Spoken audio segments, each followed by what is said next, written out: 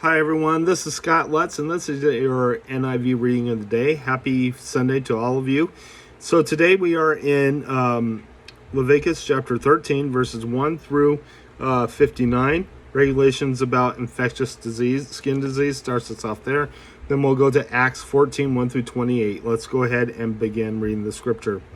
The Lord said to Moses and Aaron, when anyone has a swelling or a rash or bright spot on their skin, and that may become an infectious skin disease, he must be brought to Aaron the priest, or to one of his sons who is a priest.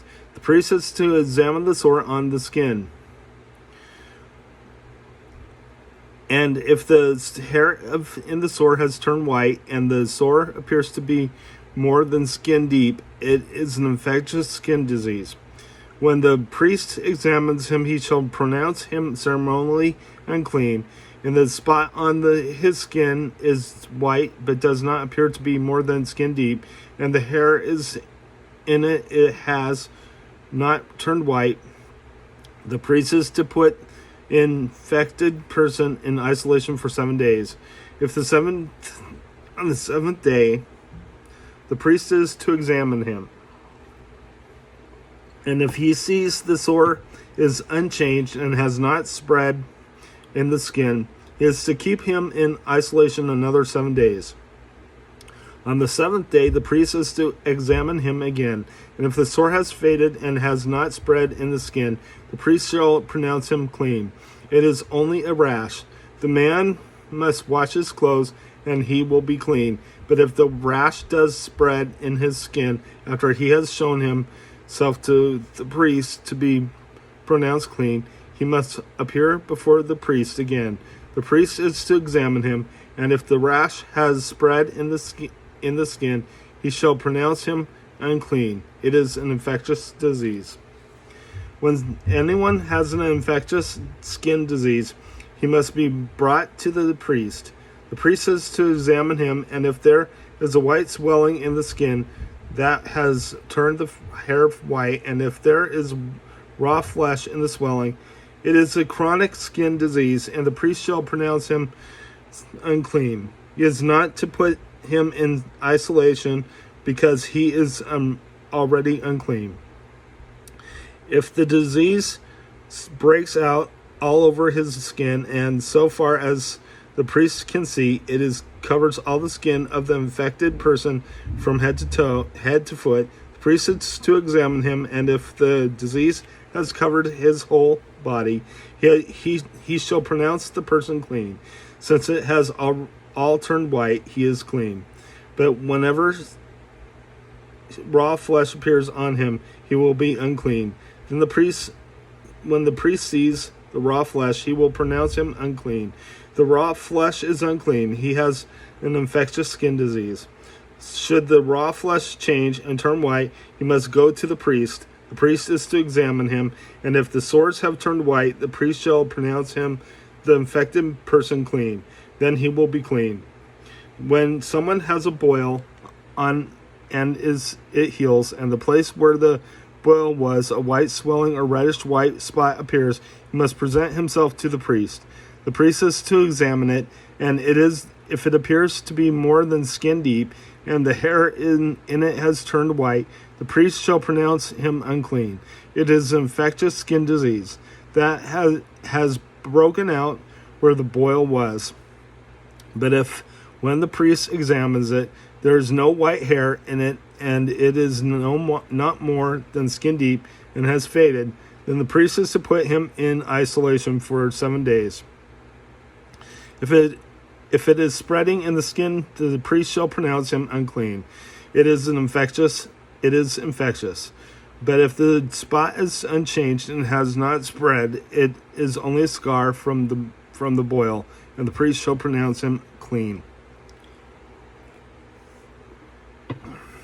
When someone has a burn on his skin, and a reddish white or white spot appears in the raw flesh of the burn, the priest is to examine the spot, and if the hair in it has turned white, and it appears to be more than skin deep, it is an infectious skin that has broken out in the burn. The priest shall pronounce him unclean. It is an infectious skin disease. But if the priest examines it and there is no white hair in the spot, and if it is not more than skin deep and has faded, then the priest is to put him in isolation for 7 days. On the seventh day, the priest is to examine him, and if it is spreading in the skin, the priest shall pronounce him unclean. It is an infectious skin disease. If, however, the spot is unchanged and has not spread in the skin but has faded, it is swelling from the burn, and the priest shall pronounce him clean. It is only a scar from the burn. If a man or woman has a sore on the head or the chin, the priest is to examine the sore, and if it appears to be more than skin deep, and the hair in it is yellow and thin, the priest shall pronounce the person unclean. It is an itch, an infectious disease in the head and the chin. But if that when the priest examines this kind of sore, it does not seem to be more than skin deep, and there is no black hair in it, then the priest is to put the infected person in isolation for 7 days. On the seventh day, the priest is to examine the sore, and if the itch has not spread and there is no yellow hair in it, and it does not appear to be more than skin deep, he must be shaved except for the diseased area, and the priest is to keep him in isolation another 7 days. On the seventh day, the priest is to examine the itch, and if it has not spread in the skin and appears to be more than skin deep, the priest shall pronounce him clean. He must wash his clothes, and he will be clean. But if the itch does spread in the skin after he is pronounced clean, the priest is to examine him, and if the itch has spread in the skin, the priest does not need to look for yellow hair. The person is unchanged.